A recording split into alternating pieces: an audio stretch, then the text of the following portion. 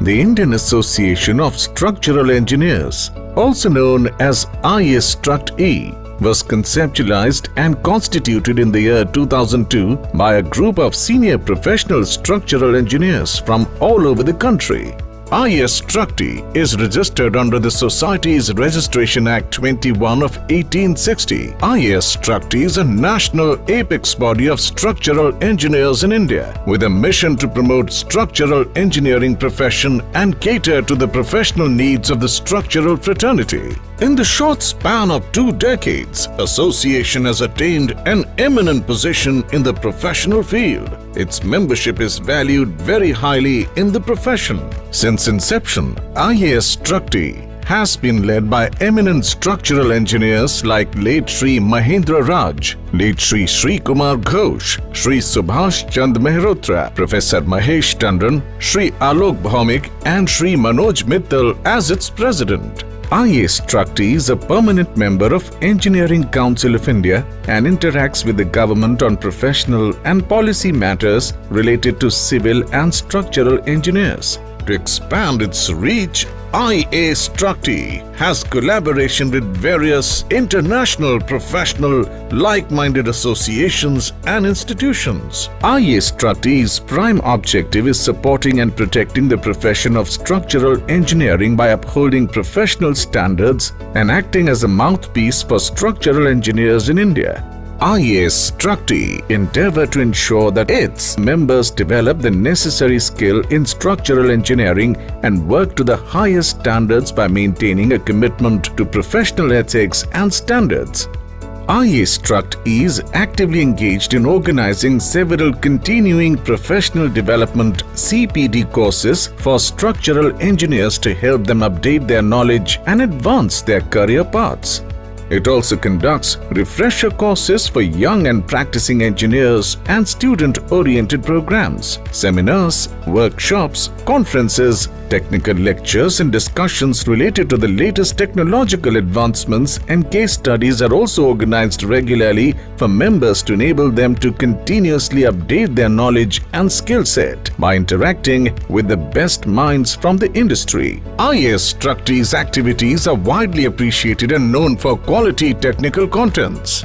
IAStructE is also actively engaged in publishing its quarterly journal Structural Engineering Digest (SED), code commentaries, professional guidelines and a monthly newsletter. IAStructe's publications are becoming popular with time. IAStructE has representation in various technical committees of BIS and IRC as well. Its members are actively contributing to National Code of Formulations.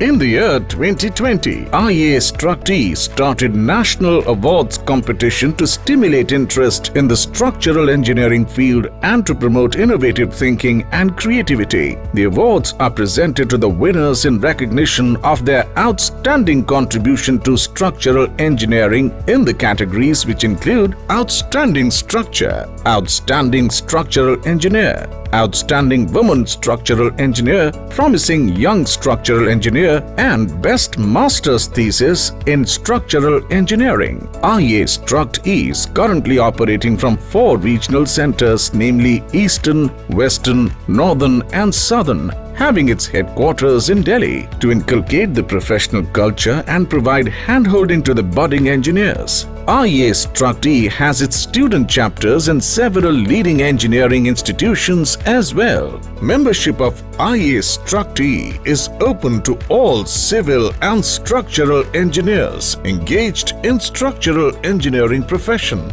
Members are elected based on their qualifications and experience in different grades as per eligibility requirements prescribed in the bylaws.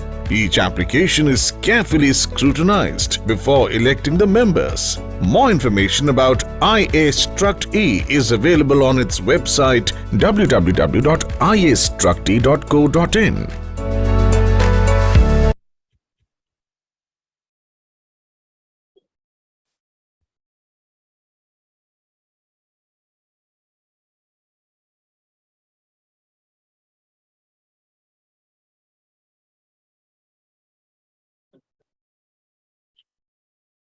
You are on mute, Professor. Okay, now. Thank you. Good evening to you all, my esteemed colleagues who are the panelists today and all the participants. My name is Prem Krishnan, and I am a governing council member of the IAStructE, to which you have been introduced through the video. And I'm a former professor of structural engineering at IIT Roorkee.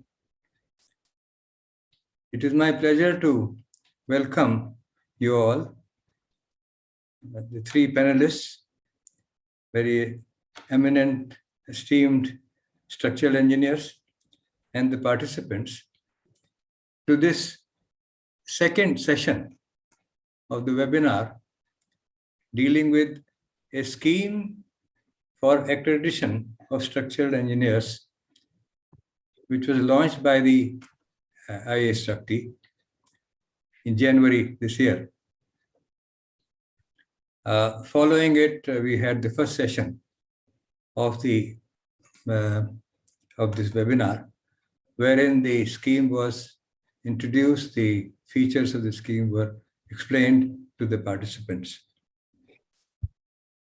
Since then, we have had interaction with individuals and institutions who are interested in structural engineering, and getting those valuable inputs and ideas, we have been trying constantly to make the scheme more relevant, simpler to understand and follow. And today, in this second session, we will be sharing with you, again, the features of the scheme. Understandably, those of you who attended the first session may find some repetition because I think certain things do need to be repeated. Plus the fact that some of you may not have been there, who are here today may not have been there in the first session. As you will see, the scheme is an effort for raising the level of structural engineering in our country. The effort is to make our young practicing structural engineers more professionally competent, to become lifelong learners, and thus raise the levels of structural engineering practice in the country and contribute to this exciting and challenging field of structural engineering. As you will look at the details, you will realize that getting through this process for accreditation will require a systematic approach and due diligence, and thus, as I said, improve your levels of competency. This will also help all the stakeholders, not only yourself, who will go through this process and get the accreditation, but all the stakeholders. I think the benefit will be felt by the employers. It will also be noticed by educators and trainers, and so on and so forth. The need for this scheme, because of which it has been floated or launched by the IAStructE, is unquestionable. And the need through this to enhance capacity of the country in structural engineering is unquestionable. The reason is very simple to see, because right now the nation is involved in adding civil infrastructure in a big way. And this pace of development, if anything, is going to be enhanced in the coming years. The projections are that lakhs of crores of rupees will be spent on this. And therefore, it is absolutely necessary that we have a band of very highly competent, outstanding structural engineers amongst our profession who can support this effort, who can take up this challenge. So those are a few things that I thought I'll mention to you broadly. Today we have three very eminent panelists who will be sharing their ideas and their thoughts about the scheme and give you information which will help you to understand the scheme better. And I would first like to have the privilege of introducing them to you. Amongst us, we have Mr. Manoj Mittal, who is currently the president of IAStructE. He is a very well-known, very highly accomplished civil and structural engineering consultant. He is also a faculty affiliated to the School of Planning and Architecture, SPA as it is known at New Delhi. Then we have Mr. Alok Bhaumik, who is the immediate past president of the IAStructE, and currently he is holding the post of chairman, professional development and technical event committee of the IAStructE, which we know to be a very, very active committee doing a lot of activities. He is the managing director of B&S Engineering Consultants Private Limited. Following him will be Mr. Umesh Rajshirke, who is managing director of Spectrum Techno Consultants Private Limited. He is currently also the vice president West of IAStructE. As you will therefore notice, the esteemed colleagues who are our panelists today are running very successful structural engineering consultancies. I will invite them one by one to share their thoughts with you, and then that we can follow that with a question and answer session. May I invite, first of all, Mr. Mittal to please talk to us. Okay. Thank you, Professor Prem Krishna, for inviting me, and good evening to everyone. And I welcome all participants, structural engineers, to this very important webinar, as it is the second in series. Basically, aim of this webinar is to highlight and explain various provisions and basically the scheme, what this scheme is basically, and why we want the scheme to be a successful one. So first of all, I'm very happy that IAStructE has come up with this scheme, and this scheme has come up after I think more than 1 year of deliberations and discussions and getting feedback from various stakeholders. So now we have come up with this scheme, and it was earlier announced in January. And now today, this is little revised version. We have a little bit tried to modify it to make it more relevant, to make it more easier to implement and more easier to understand in the Indian context. So why we need this kind of a program in India? First of all, as you know, we do not have any proper regulatory mechanism in India where engineering profession is not adequately regulated. So we do not have any central legislation. So this is a problem for all engineers. So we do not know, rather public do not know who is a competent structural engineer, who is not a competent structural engineer. So, and we all structural engineers deal with public safety directly. Whether we are into design or construction or any other area of structural engineering, we deal with the public safety. So it is very, very important for the public to understand that who is a competent structural engineer, and also only the competent structural engineers should actually practice the profession of structural engineering. It is important for the country as a whole.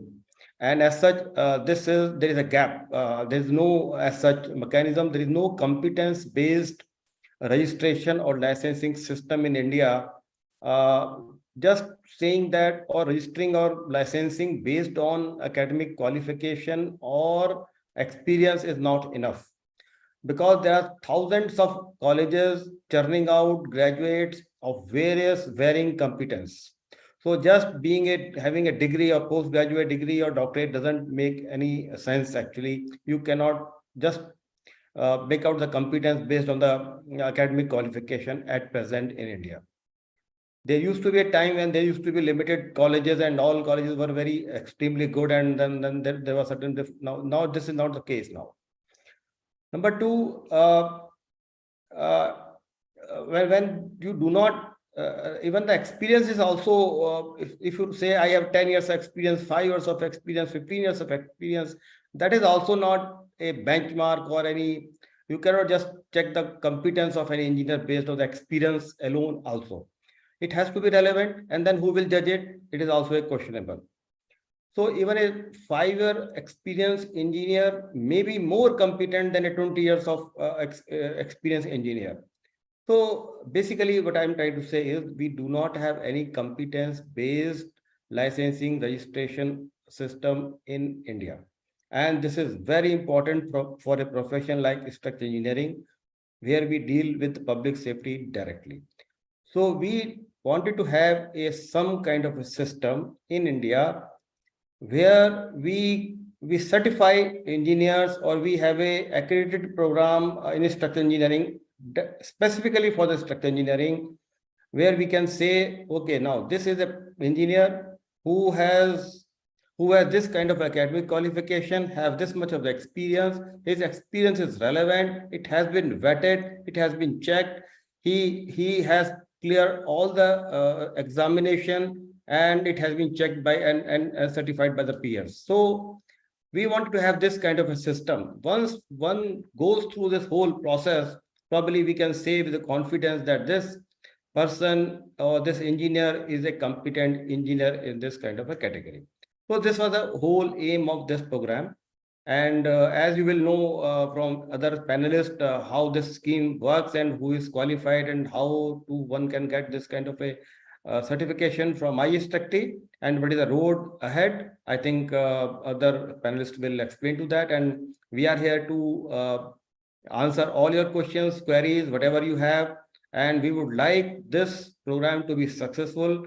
It will enhance the structural engineers' visibility in the society. It will benefit the society as a country as a whole. So we are very ambitious, we are very hopeful, and we feel this program is very, very important for the country as a whole. Thank you. Thank you, Mr. Mittal. May I now invite Mr. Bhaumik to kindly tell us about the benefits of this scheme as he sees it. Thank you, Professor. I think if you allow me, I will just show a couple of slides in support of my presentation. Is my slide visible? Yes, yes.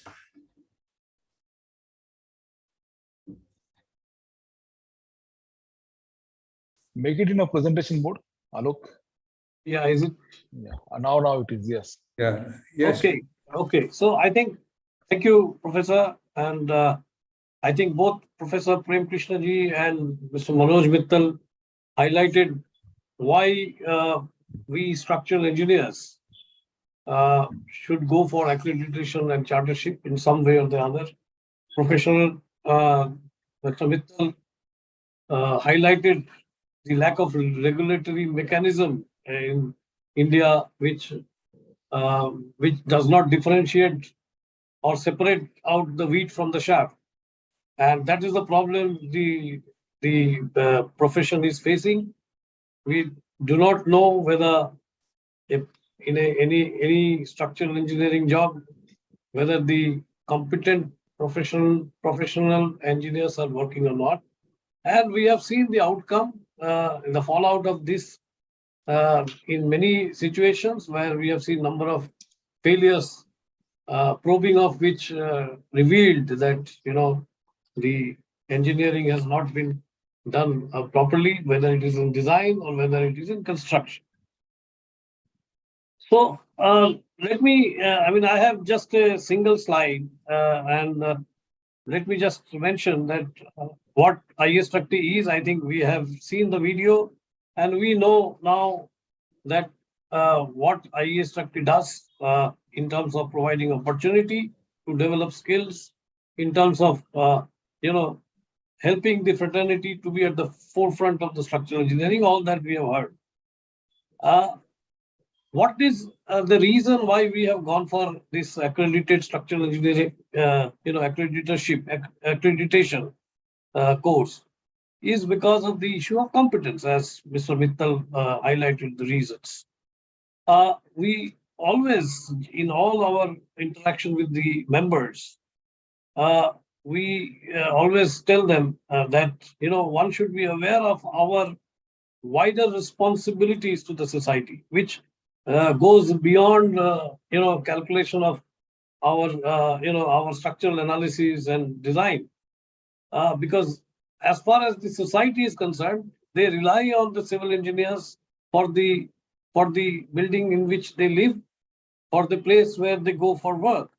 So we have a very wider responsibility to the society at large, and therefore it is very important that the people who are working as consulting engineers, as structural engineers, they are competent and they know their job. We all know the role that we play, and what we have seen in recent times, that there has been an explosion in the development of not only the digital tools, but the new technologies and new materials, and that is changing the way the structural engineering is being practiced all over the world. And we find that the gap between the structural engineers operating in India and the structural engineers operating elsewhere is only increasing day by day. And therefore, we realize that there is, in absence of any regulatory body, it is extremely important that we sort of take this challenge of differentiating or separating the wheat from the chaff and validate through this accreditation process those engineers who meet with the requirements and therefore recognize them in the form of accreditation of a structural engineer.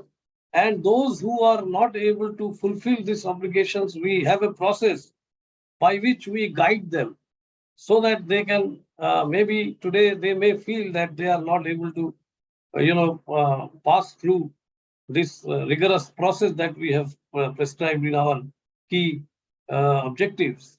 So that gives them a guideline as to in what direction they should move, so that they maybe after 1 year or 2 years, they are in a position to take this process of accreditation and validate their experience, so that they can be confident that whatever they work, and not only they, even the clients and even the organizations where they're working, they feel more confident and secure that these are the engineers who are accredited, and therefore they are definitely competent, and the authorities as well as the the clients or the consultants for them, these people are working, they sleep well in the night. Now, therefore, it is the time to upgrade and to validate our knowledge. And in order to address all these challenges, we have initiated this accreditation program. The scheme provides particularly an opportunity for the young engineers because we believe that the young engineers are the future for us. We need to prepare them so that they can come out with new and innovative ideas, so that they can combat the challenges that we are facing today regarding climate change, and therefore, and so that they can compete with their counterparts overseas. So this is the prime objective why I think we structural engineers need to really take into this accreditation process. So therefore, my suggestion is, if you are a structural engineer or if you are a civil engineer with 5 years of professional experience as structural engineer, you are eligible to apply for IAStructE certification. The accreditation will help you to set a benchmark of proven professional and technical excellence and raise the level of structural engineering practice in this country. And this accreditation will validate your expertise in the operational aspects of structural engineering services. So with that, I would like to hand over back to Professor Prem Krishnaji for taking it forward. Thank you so much, Mr. Bhaumik, for very, very lucidly bringing out the benefits of why we should be doing this, why we should be having this scheme. I think next I'll invite Mr. Ramesh Rajshirke to explain to the participants about who are eligible to go in for this process and what is the process involved itself. Tell how the process is to be followed. So may I request Mr. Rajshirke, please. So thank you, Professor, for introduction. See, we are working on this scheme for almost last 1 year. And before that, we always thought that this kind of a system should be in place in our country. In fact, the founder of this IAStructE, including Mr. Mahendra Raj, he was pushing all of us in this particular direction. So finally, we could able to devise it and bring it to this particular shape. What happens? See, this particular accreditation is mainly for the professional engineers who are practicing this particular profession in their life. Okay, it is not for any academician or any who are not practicing this particular profession. And when you work as a professional engineer or structural engineer in the field, apart from certain basic competence, what we feel that that particular structural engineer should have one overall perspective, overall idea, the holistic way of a thinking towards this profession. So we try to jot down what the key attributes this our structural engineering fraternity should have, and while developing their career, while developing their profession, how they should build those attributes. So that way, this particular program is designed.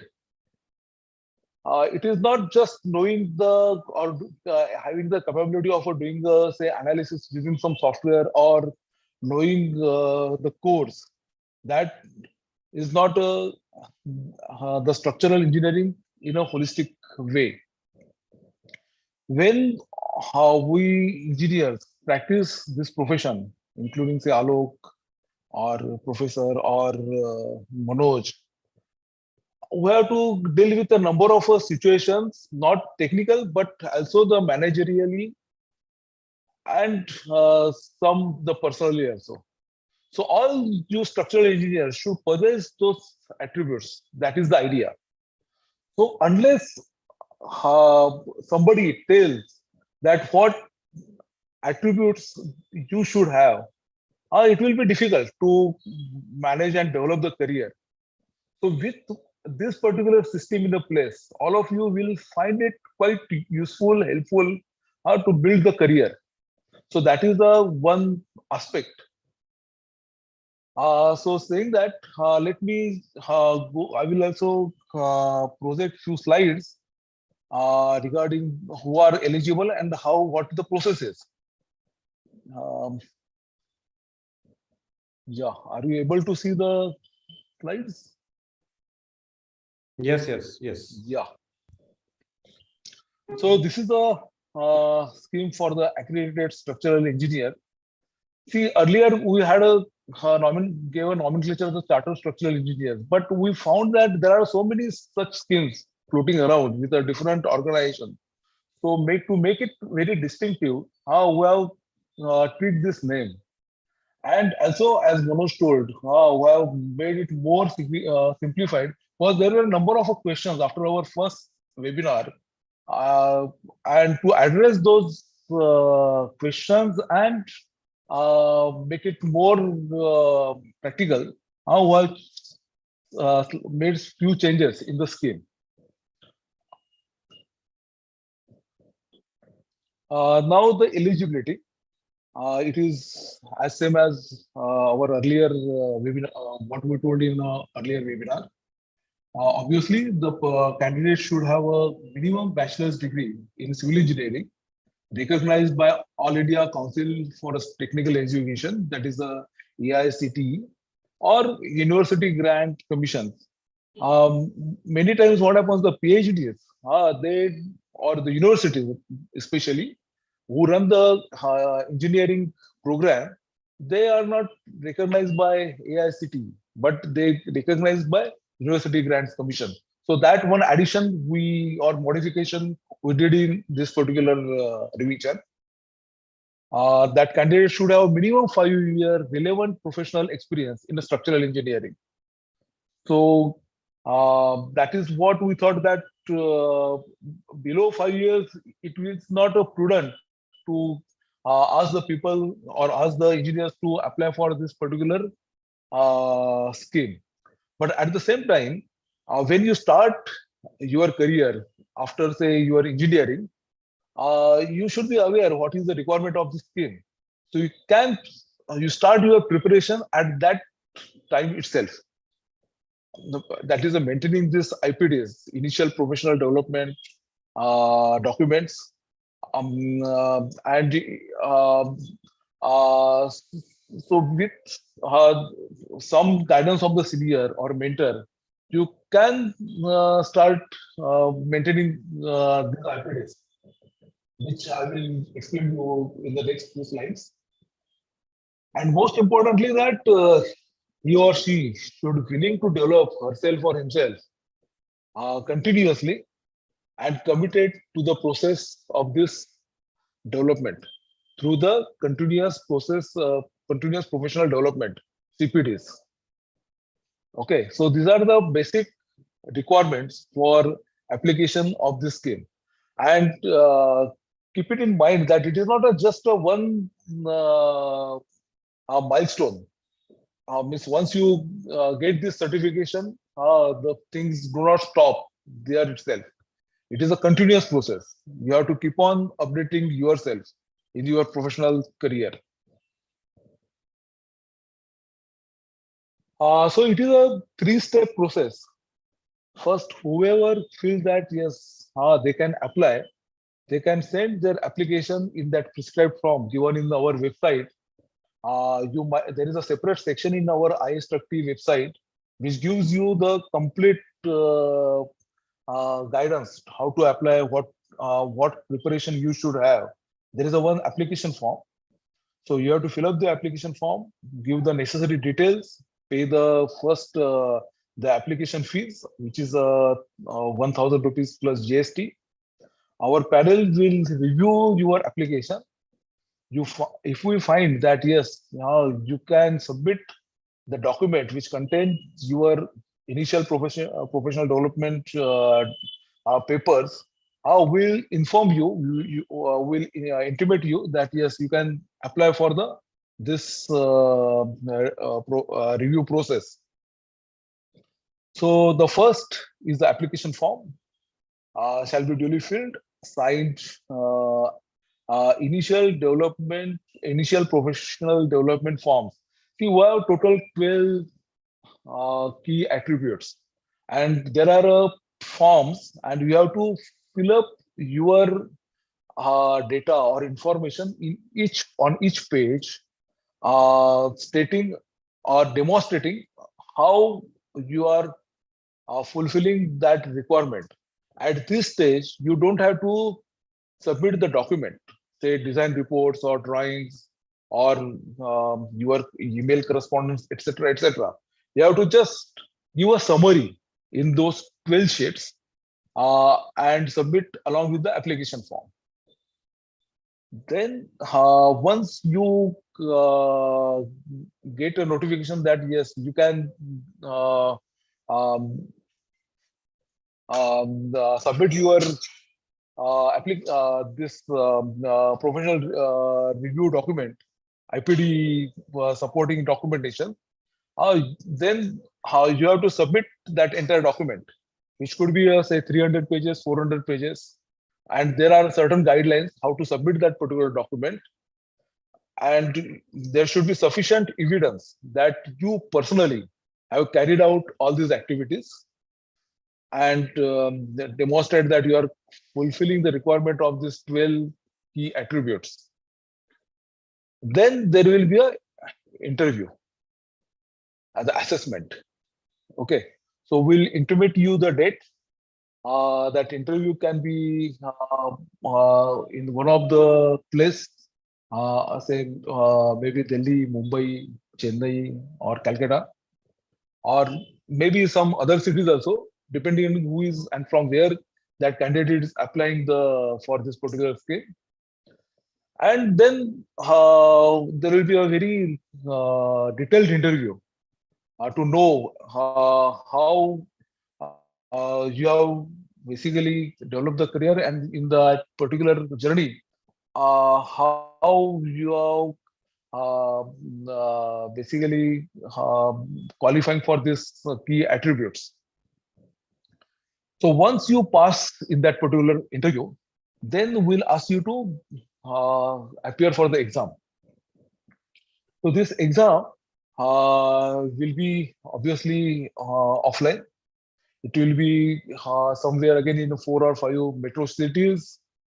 In some of our office bearers, even the offices, and it is a open book exam, and it will be on. See, structural engineering is that way a vast topic.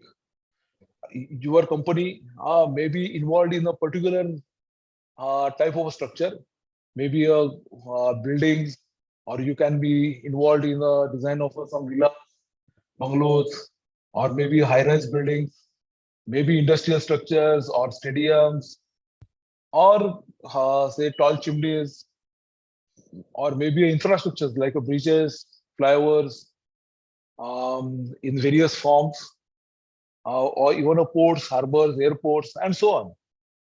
So obviously, nobody have a experience of all these structures. So who have given a list, and our exam will have a questions on each of these domain problems. You can select the domain which is the more relevant to you and start answering or solving those problems. So to qualify this as the accreditation certification, you obviously must pass both the interview as well as the examination. Only passing of interview, then only you can appear for the exam. So it is much obvious that you have to qualify both the interview and the examination. So the professional review interview will be conducted based on the portfolio document submitted by eligible candidate. All the 12 key attributes, those attributes I will explain to you in the next slide, of the candidate IPD should be attended collectively in the concurrent manner. Means all the attributes, while working in professionally, you have to watch that are you developing all the aspects of your professional development. Okay, so that care you have to take while developing your professional career. The association describes IPD in terms of key attributes which are defined to a minimum standards that will come. I will explain to you. The candidates having adequate experience who are applying for the professional review must demonstrate that they satisfy all the 12 key attributes by completing and submitting the IPD report forms of the association at appropriate time, along with the documentary evidence supporting their involvement in the collection of a retrospectively collated work associated to each of the key attributes. If you are just in the beginning of the career, yes, you can start collecting those documents and start making the portfolio. Like me, who have spent say 20, 25 or 30 years experience and willing to appear for this accreditation, what I can do is I can just retrospectively collect all my experience. I will fish out the documents, whatever is whichever are available, and through that I will prepare that particular portfolio for a submission. The interview is approximately 2 hours long conversation with the peers about how you have gained your experience and made the key attributes. That is a review of the portfolio. You will be asked to give a brief presentation of your career. Think of it as a 2-minute review of your career and 1-minute summary of each key attributes. No electronic aid can be used, and candidate must pass the PRI, that is a professional review interview, before appearing the examination. Then what is the schedule? These interviews and announcement of the results for the, see, there will be 2 cycles. One is a January cycle and one is a July cycle. So the announcement of the results of the interview will be somewhere in the May to June. For those clearing the interview, the examination will be in September, and the assessment and the declaration of the result will be somewhere in October to November. And same cycle will get repeated for the July cycle. This interview and announcement of the results for the interview will be in November to December. The examination will be conducted in the March, and declaration of a result will be somewhere in April to May. It all depends on how many candidates are applying and what is the workload on the association. The exam traditionally held on a Friday, generally, and or Thursday. It depends on what the day will be suitable for all of us. It will be open book exam in a physical mode. The exam paper will have a question from the set of a subject area. Candidate will have to attempt only one question, which will have 2 distinct sections in a fixed time. That is a 7 hour, excluding 30 hours for the lunch break. The paper will be set by the panel of eminent experts. The candidate should clear the exam with a minimum of a 60% overall score, and each section should get minimum 40%.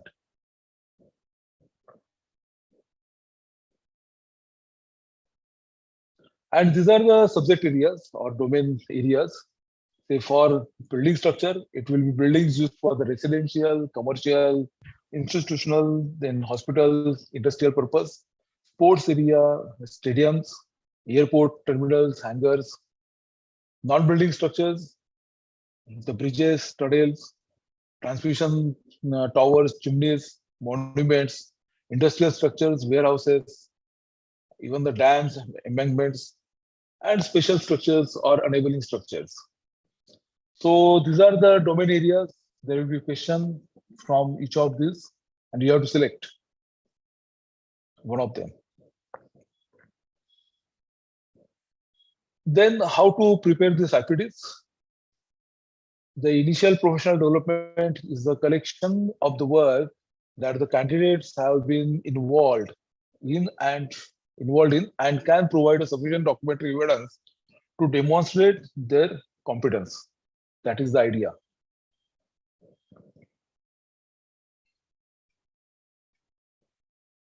There will be 12 attributes. Though the fulfillment of the key attributes are essential, while evaluating the IPDs submitted by the candidate, more weightage will be given to first 4 attributes, which I will show you in the next slide, compared to the remaining attributes. See, okay, we'll discuss when that slide comes. And these attributes are divided into 3 sections. The first is engineering, which is the identification and the solution, giving a solution to the engineering problems, the safe, economic, and sustainable implementation of the solutions. Then the management and commercial, the efficient procurement, management of the resources within the economic, environmental, and regulatory constraint to achieve the engineering objectives. And personal, that is the effective communication, interpersonal skills, professional commitment, leadership, etc. So these attributes are divided into these 3 sections. And our expectations for these 12 attributes with respect to the competence levels are like this. There are 4 competence levels. Starting, the minimum is a 1, the highest is a 4. Some of the key attributes, the candidate should have a general appreciation of that particular subject. Say, for example, legal aspects of your consulting business. So obviously, at the beginning of the career, they will have that experience or even the decision-taking abilities. But you must have the appreciation. What kind of a legal issues can get involved when you carry out any design? So that appreciation should be there, as well as understanding of how this may affect or integrate with other associated subjects. Okay. Then the competence level 2, that requires the knowledge and understanding of the subject and its application. The next level is level 3, where we expect that you should have experience, not only knowledge or understanding. You must have done that particular activities related to that attribute. So experience of practicing the subject independently or under supervision. So you should able to demonstrate that you should have a documentary evidence to demonstrate that particular ability. And the highest level is the 4, that is ability to apply the subject without supervision, and competence to advise others, to train your subordinates, your juniors, and you can able to take the decisions independently. So that is the highest level of a 4. Okay, so the first is the general appreciation, then the second is the knowledge and understanding, the third is the experience, actual experience, under maybe independently or under supervision, and level 4 is independent ability to perform that particular activity. And these are these 8 key attributes. This particular color, which you can say the orange, which demands the competence level 4, these 3 and the 7, that is the communication. This green is with the competence level 3, the red is the competence level 2, and the blue is a competence level 1. So, which are the key attributes where we expect your higher level, that is the ability to do the work without a supervision, independently. So that is when the client come to you for certain with some problem, their ability to find the solution and creation of the various concept, various alternatives that you should able to do independently. Okay. The next is the carrying out the analysis appropriate to that particular problem. It could be just a hand calculation with traditional methods, or it could be a very high-end analysis with a software like a nonlinear pushover, or say geometric material, time history analysis, and so on, right? And the design. So design, you must know what are the various philosophies for designing the structure. How those philosophies, what is the basis, how to apply those various limit states, how to check the limit states in your design. So basically, to deliver the safe structure, again, the requirement is a level 4, doing the things independently. The most another important aspect is the understanding of the material. Okay, how the material behaves, how it responds to given type of a load. What are the design models or design parameters which affect the structure's short-term response or a long-term response, including durability? What are the various mechanisms which play the role in the long-lasting structures? And the level 4 is the communication. The way you interact with your colleagues, with your client, how the way you write your mails, letters, how you produce the drawings, sketches. Finally, the drawings or sketches is the main way of communication. How clear your communication is with your client, with your site, with your subordinates, and so on. So all these things you should able to demonstrate. You should bring your documentary evidence while claiming that you have achieved this particular level, right?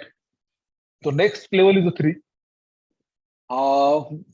You should have some experience, at least some idea how the things are getting built. You should demonstrate that how many times you have visited a construction site, whether it is your project or somebody else's project, and how you have the judgment about the size, the spatial or the appreciation of the structure in a space, how the detailings are there, and various construction aspects, the concrete mix design, even the costing of the various material, how that particular cost is arrived at, what are the various construction methods, which is the appropriate method for that construction of that particular structure. So when you come out with the concept creation, this particular part will help you in the creation of these concepts. So obviously, like a site engineers, you will not spend, say, majority of your time in your career, but you should have some experience to appreciate the importance in your design as a structural engineer. So then the experience in the management of things, which is divided into before that, this knowledge of the new developments is the one thing. Okay, that is come later on. This six is divided into that is the management, which comes into the 5 parts. First is the experience in the management, which is the green, that is the experience level 3. You should have some experience in managing your team, your subordinates, how you once the assignment is given to you, how you are delivering that particular task with a given cost, given man hours, given resources. Okay. Then and there are different aspects, which is explained in our booklet. What exactly we are expecting in this experience in managing. Then another two, which we expect to have some appreciation of the legal aspects of the project. Means what are your liabilities as a structural engineer, as you as an individual, and where you work in any company or any firm organization. If some mistake happens, what are basically the repercussion?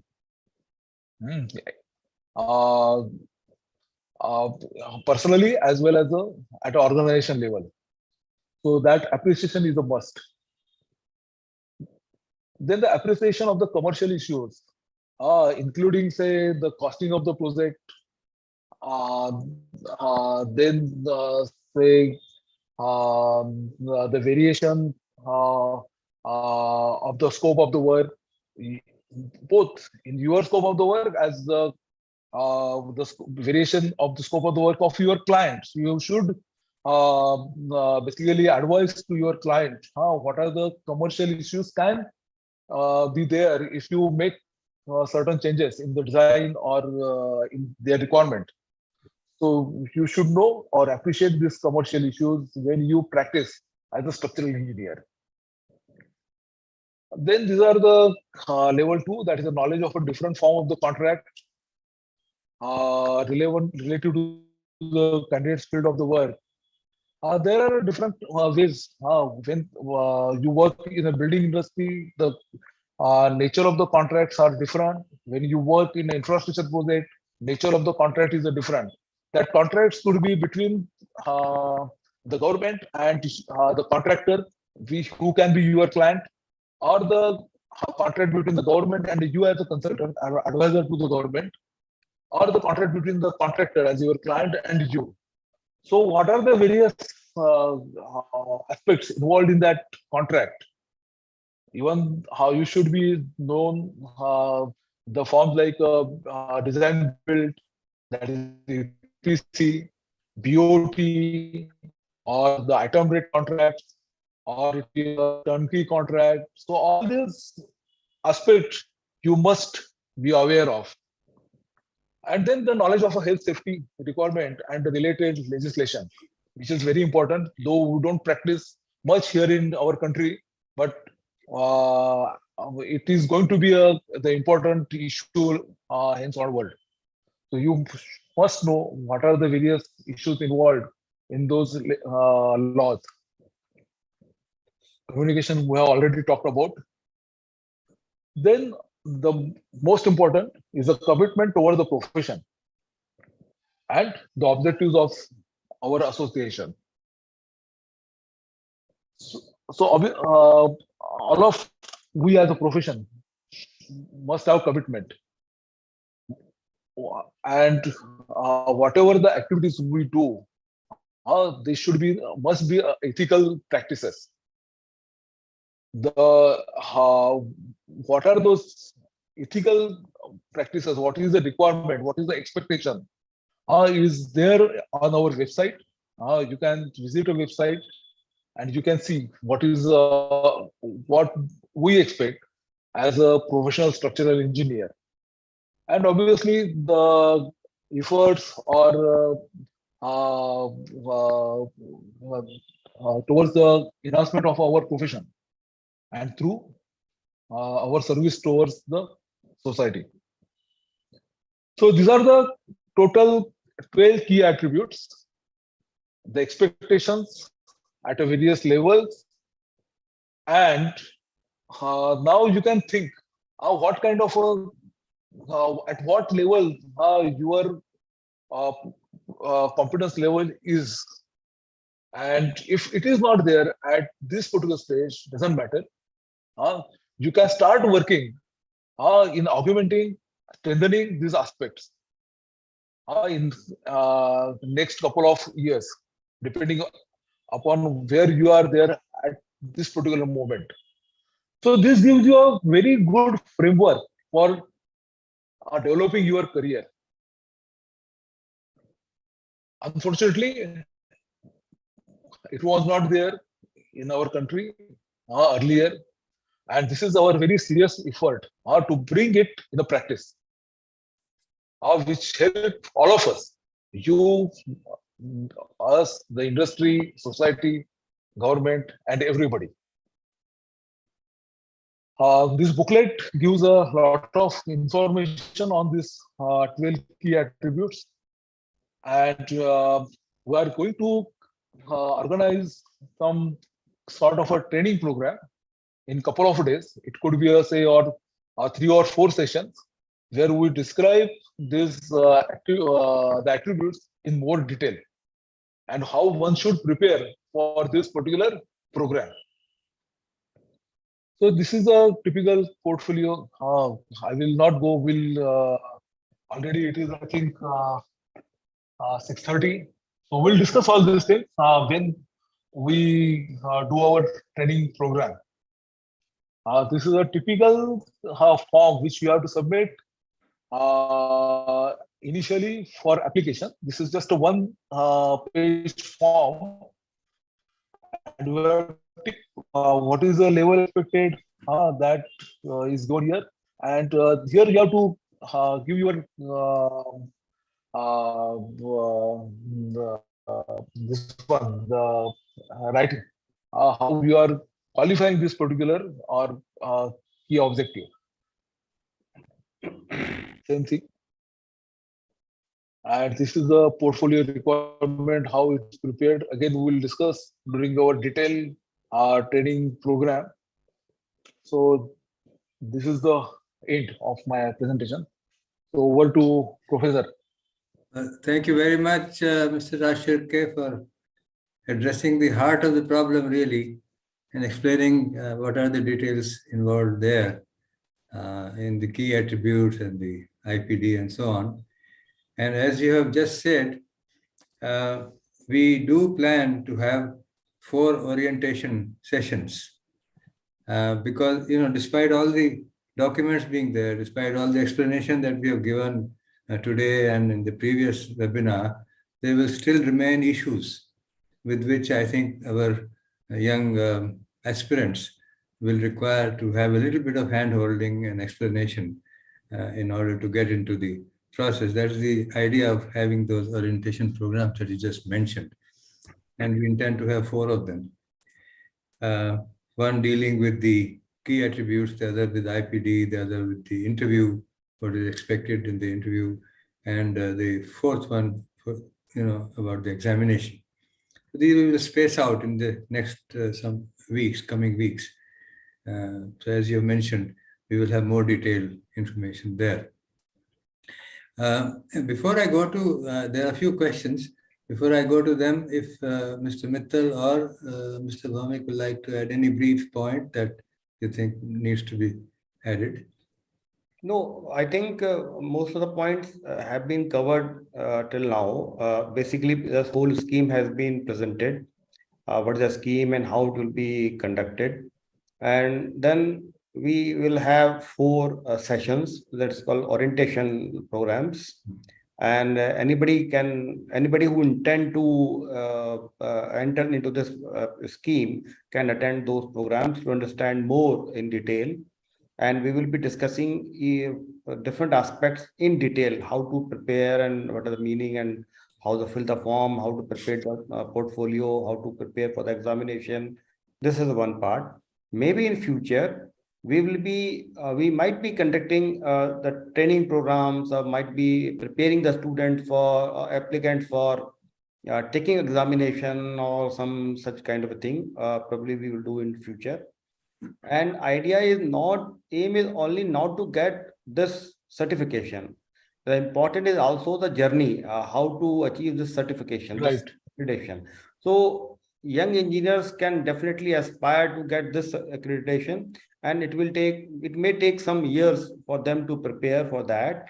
And I think this is the kind of a culture we want to brought into the structural engineering profession in India, which is at present lacking. We want mentorship, we want a whole career path to be chalked out and do in a structured manner. And ultimately, the culmination will be to get this kind of a certification. And this certification will be valid for but for some years, maybe I think 5 years or something. 5 And years. after that, and then again, one had to get it renewed based on the CPD. We will discuss about the CPD maybe in the future.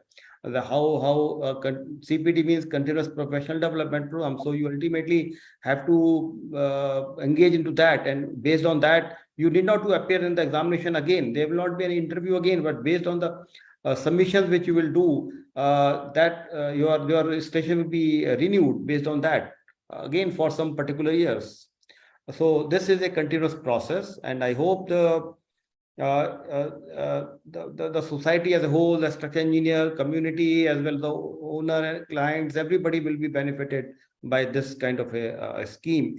And we will also it is not a mandatory, it is a voluntary program. But ultimately, Manoj, your voice is breaking. yeah. So ultimately, we will try to make it more popular. We will try to reach the government, and we will try to make it more visible and more sought after, so that grow with time. It will be a program which will become indispensable actually. So ultimately, one has to go through it ultimately in future. That's all from my side. Okay, thank you. Mr. Bhaumik, anything? I just want to mention that, as structural engineers, particularly I'm addressing this to young engineers, we need to have a different, understanding of our job, our role. I mean, we have to have a broader appreciation of what we do. It would be wrong to assume that we are just service provider, because I just saw one question in the Q&A box asking that if the client is not asking for this, why do we need this? So I'm just addressing that question. We are not just the service provider to our immediate client. As structural engineers, we have a duty not only to make our structure safe and sustainable, but also to do so at the highest standards that is at our disposal. We are addressing to the public at large. We are responsible to the society at large. We need to have whether client wants it or not, we need to have a creative approach to structural design. We need to innovate in our structural form. We need to cleverly use the material, and also we need to have imaginative ideas of efficient construction. We need to address the issue of sustainability, climate change, etc. So this requires us to be placed at a much higher level than probably what the market is demanding from us today. And that is what mindset we need to have, when we are in the profession of structural engineering. Thank you. Thanks very much. I think very well. Professor, Well shall I add one thing? Yeah, sure. See, even if the client, there is no requirement of the client, but as the recruiter or employer, for me it is very, very important. If I want to recruit somebody, I want to employ somebody, if he's a accredited or certified structural engineer by IAStructE, I will be very happy to get him in my organization, because once he has qualified this particular process, I'm pretty sure that he will be very, very useful for my organization. So it is if the client is required or not, it is not relevant. And as a structural engineer, we should aspire for all these key attributes, whether their client is asking for or not. Point is very well made by you and Mr. Bhaumik, I think. Can I now go to the question answer, Steve? Yes.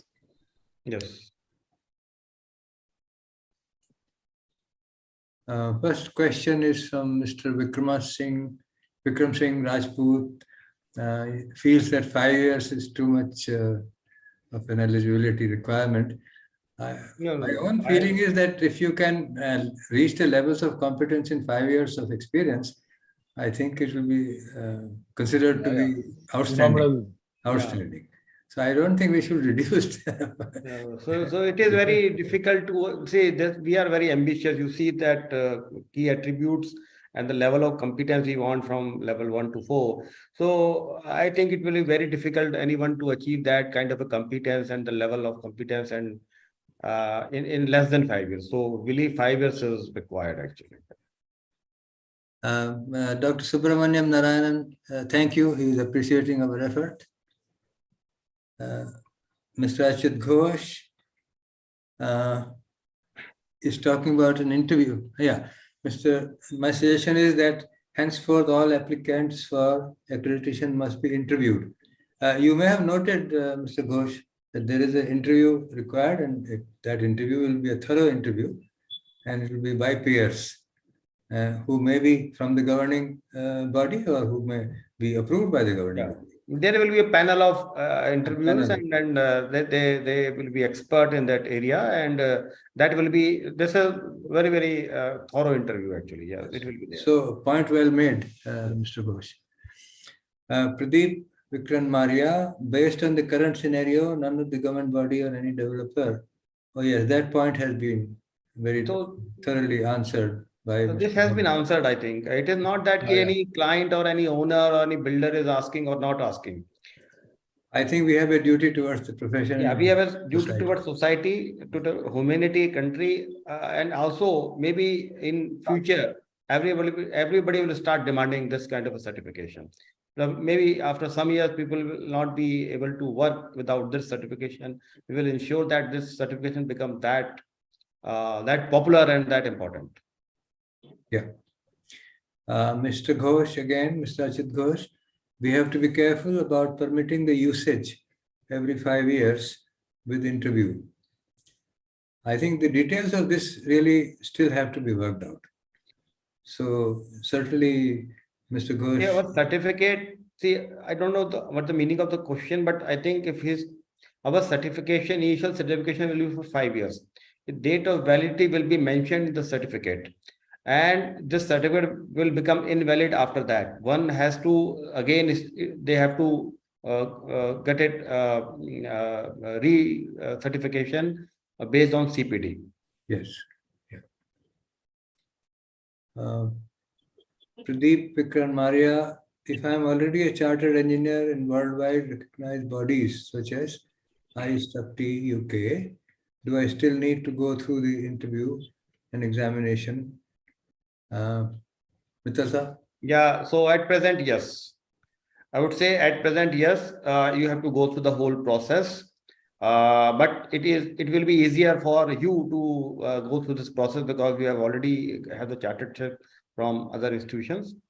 Because this is an independent program of IAStructE India, our program, and there may be some similarities, but as such, one has to go through the whole process. Maybe in future we may have some exemptions. We are not sure actually. But if he is an IAStructE from UK, it will be much easier for him to, because it will be easier for you. He would understand all the attributes, key attributes. Yes. He would have already achieved all those attributes. So therefore it should be easy for him. Yes. Yeah. Mr. Ramakrishnan Singhani, Indian national practicing structural engineer working abroad, having 15 plus years experience, completed diploma and BTech in civil engineering, recently achieved specialized matters in tall buildings, specialization in performance-based design, US codes, and tall building guidelines. No recent Indian code experience. Is there a chance to become a member?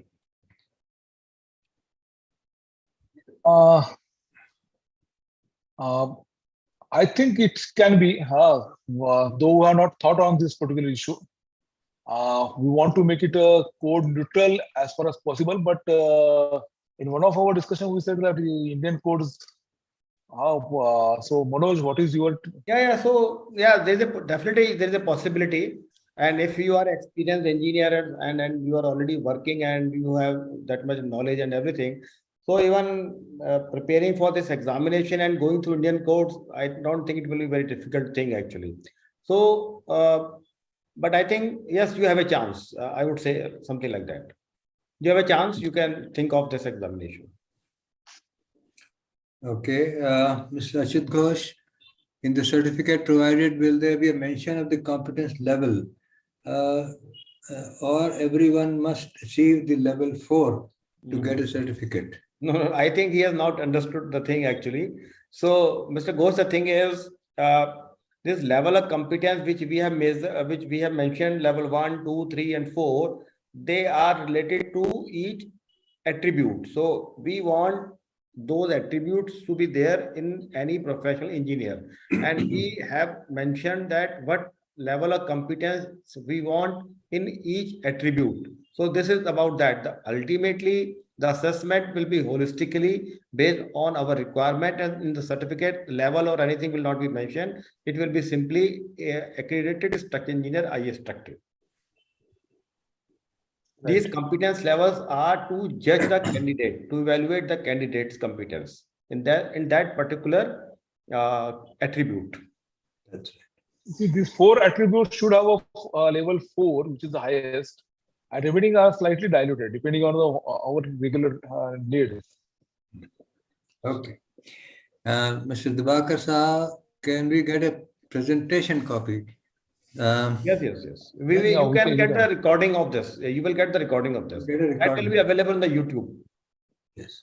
We'll upload the recording on the YouTube. Okay.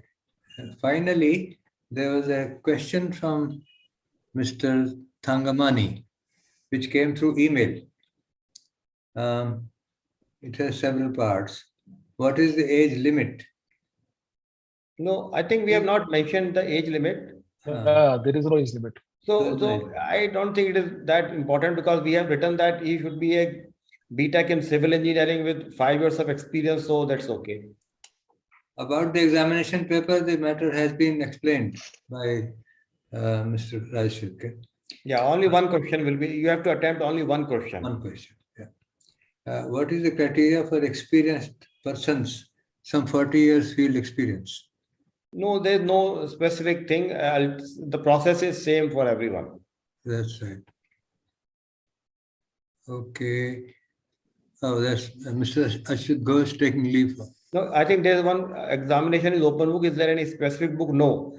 There's no specific book. You can use any book, any literature, any code, anything you can use. It is open. Okay. There's a question from Mr. Anil Sharma.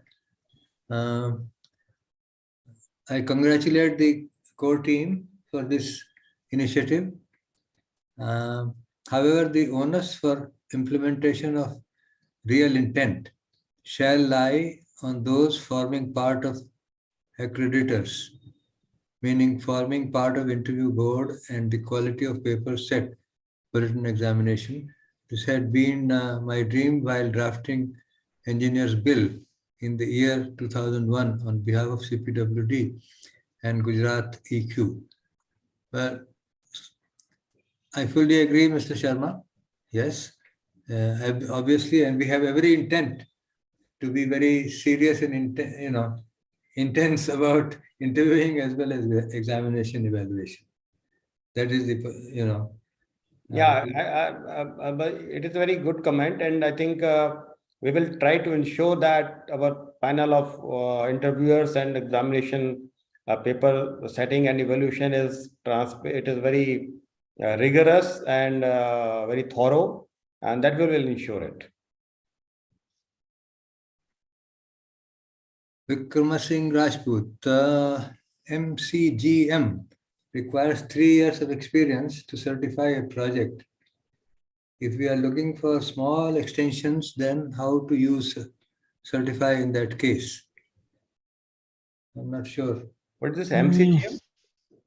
MCGM is Municipal Corporation for Greater Mumbai, that is BMC. So BMC gives a license to the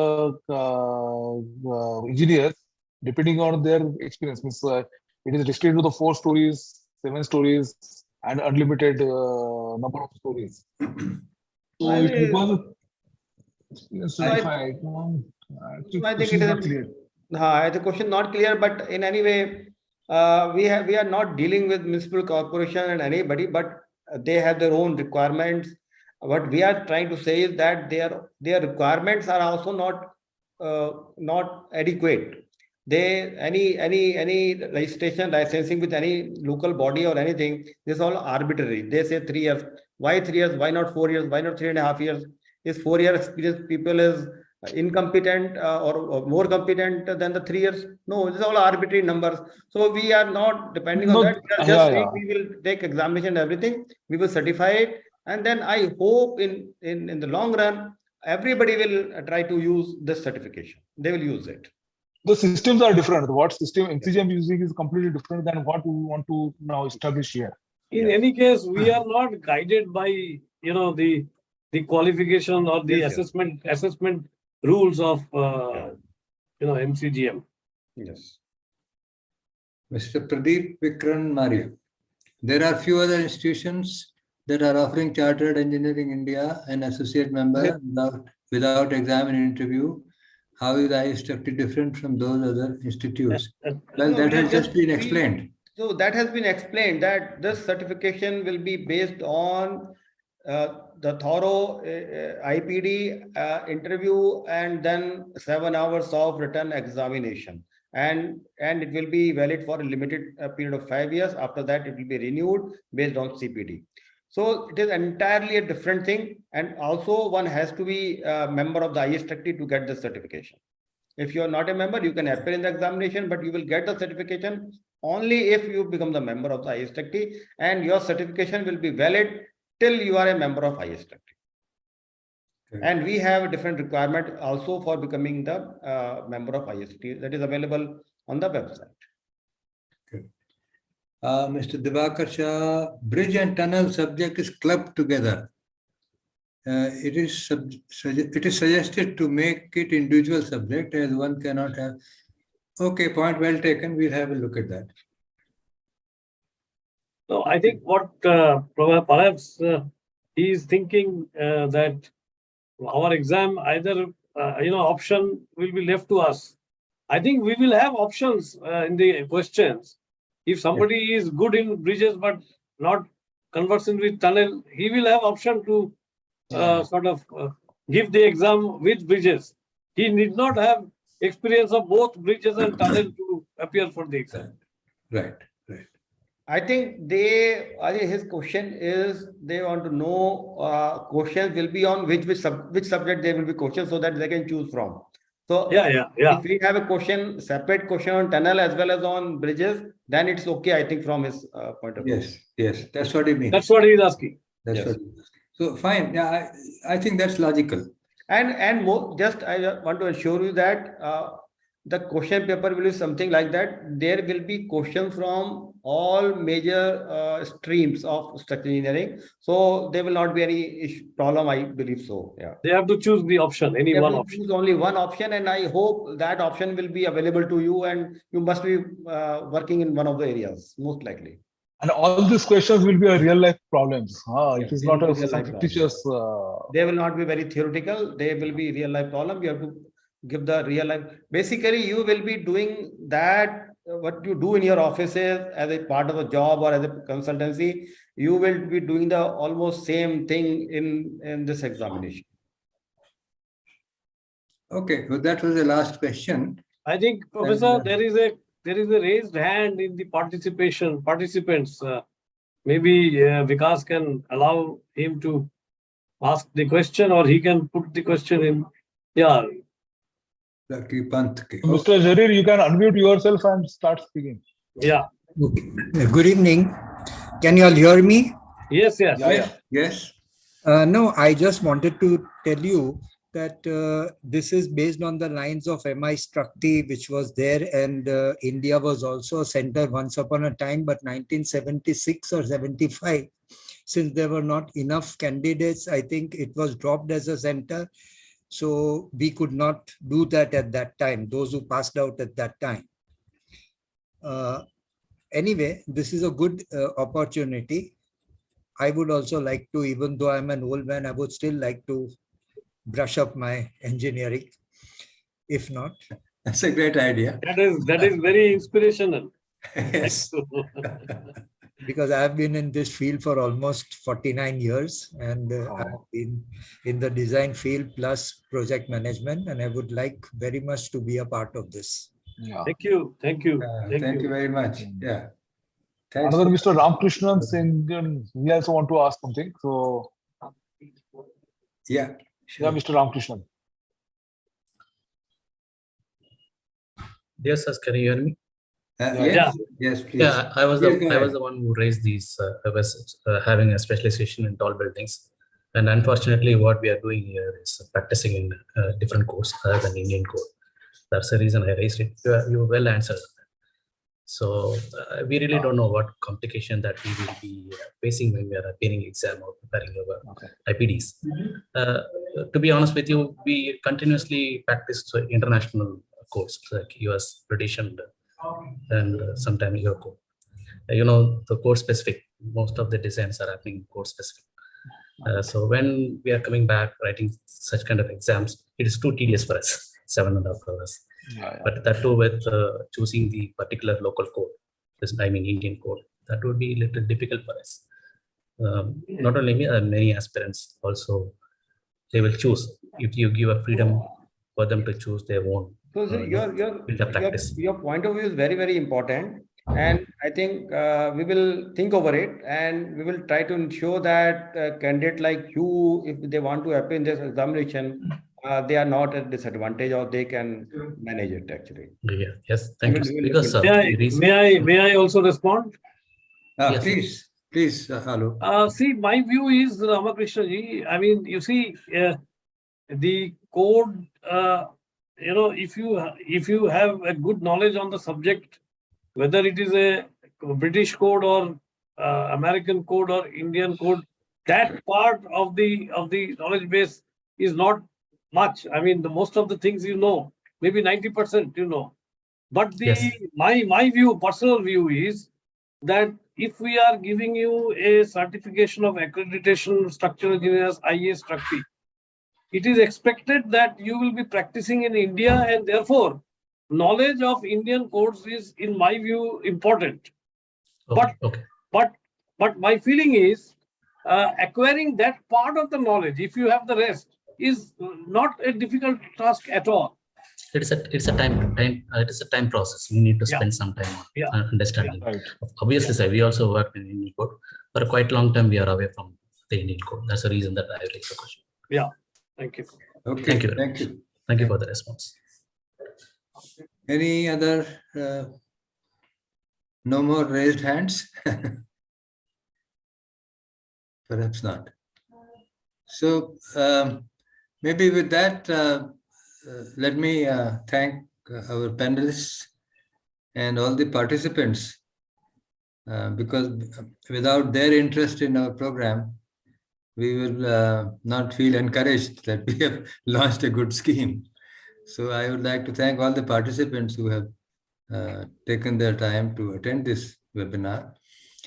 And as we were saying, we will have an orientation program to discuss the key attributes on 4th of May. It will be duly formally announced. 4th of May, I think 5:30 p.m. is the program. So at that orientation program, more detailed information and discussion can be had about the key attributes to help the participants who would like to get into the process. So with that, I see a slide here which shows details of the orientation program. This is 4th of May, 5:30 for key attributes. And the next 3 sessions are for the IPD form, the interview and the examination. The timings for the second, third, and fourth sessions will be worked out subsequently and announced.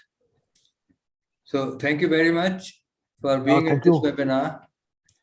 And it's been a very interesting one, a very useful one, because we have exchanged a lot of ideas and thoughts with the participants. Thank you so much. Thank you. Thank you, Professor. Thank you, Professor. Thank you. Excellent moderation. Yeah.